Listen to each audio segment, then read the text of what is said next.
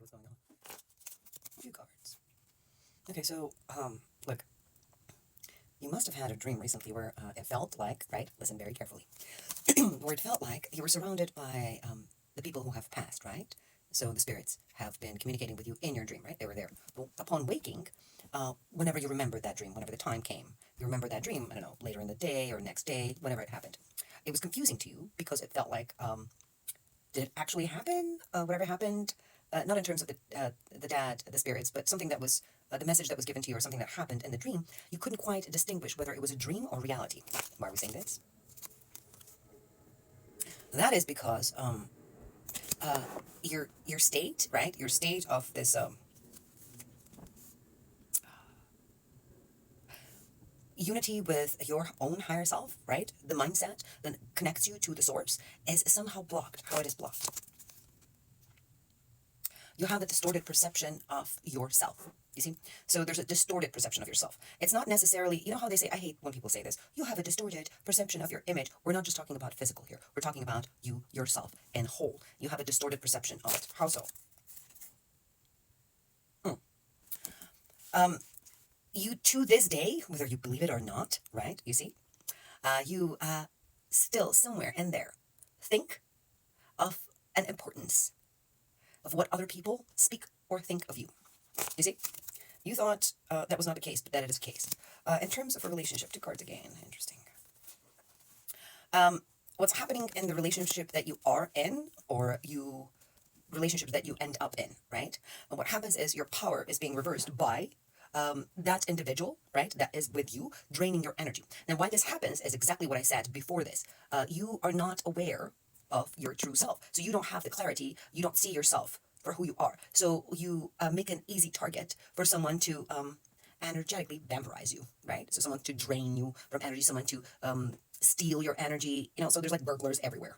You're the home, you're the holy house, and invaded by burglars because you let them in.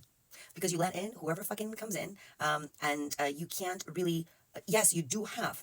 It looks here that you do have acute awareness of telling who is full of shit and who is not, but yet there's some kind of doubt within yourself regarding yourself that also projects onto others. So let's say if you are not fully sure of who you are, right? Who you are, what your soul is. And then even if you see what other person is, there's still doubt there too. So whatever you doubt about yourself is projected outwards. So whatever you are and think of you is always projected outwards. Your reality is projection of yourself. Do you understand? Self is everything in existence. Self is everything. Everything comes from self. The thought, the mind, the perception, the reality, the God, right? The goodness, everything, the values, it is all individual, related to self, right? If there were to be God, right, the source, and it wanted to have a human experience, it would not make all as one because it would be boring. So it made all and different individual with a different, right, traits. So it can interact with itself, right, with curiosity. You see, but since we're all one, right, and we are all the mirror to one another, what you think of yourself, you attract in terms you mirror outward. So if you are not sure about yourself, you're actually not sure about others. So you see yourself to be strong, but you still doubt, right? And that would translate in you seeing someone else to be a liar, but you still doubt they might not be, you think. You see? Positive and negative. It's not exactly the same, but the doubt that you have projects outwards. So you have to eradicate that doubt regarding yourself. And as I always say, the growth always starts with you. Never outward.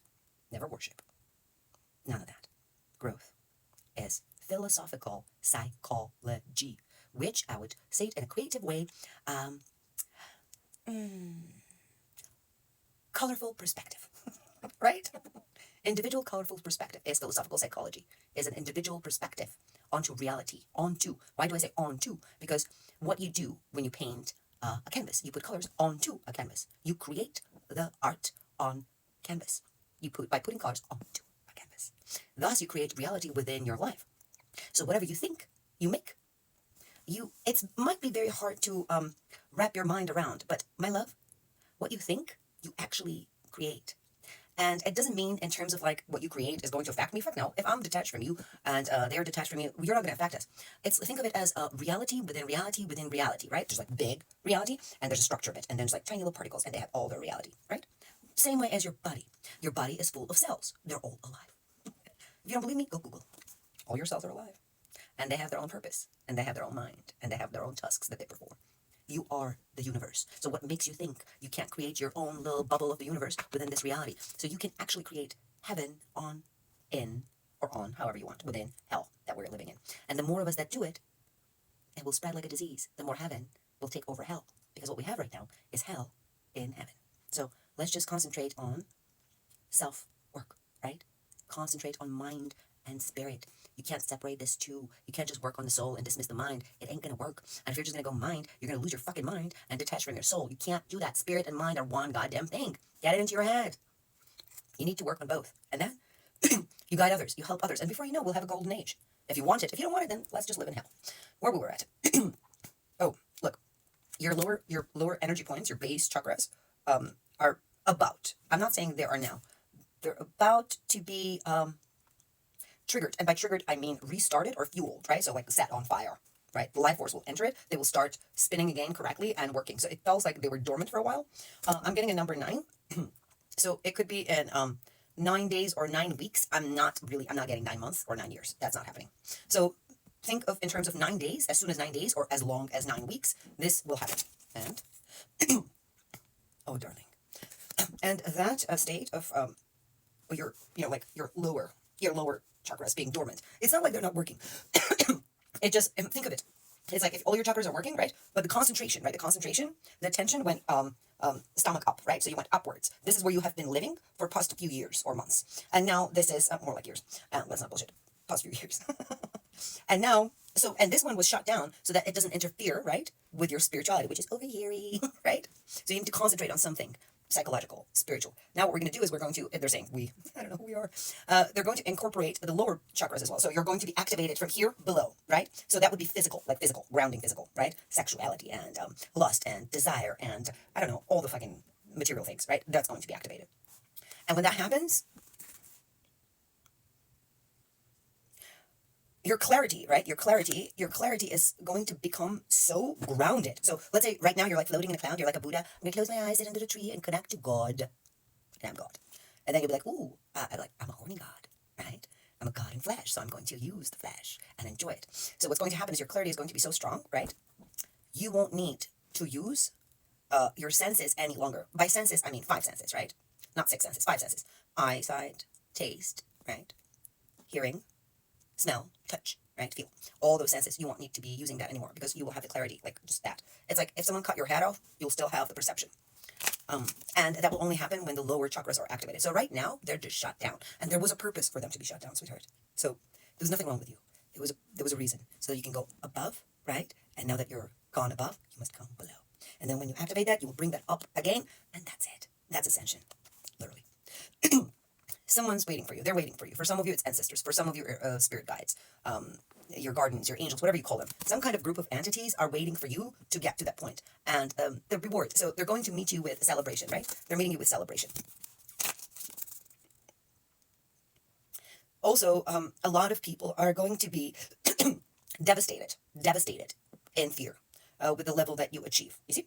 So that level that you achieve is mind and spirit in one. So what's happening is like right now you're spirit, and then spirit and mind, and the flesh will incorporate. So you will have like material, right? A physical and non-physical all in one.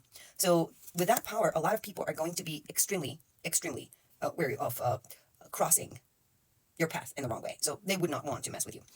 They didn't want you to. There's some entities and beings that didn't want you to get there, and there's some actually people who didn't want you to actually get there as well.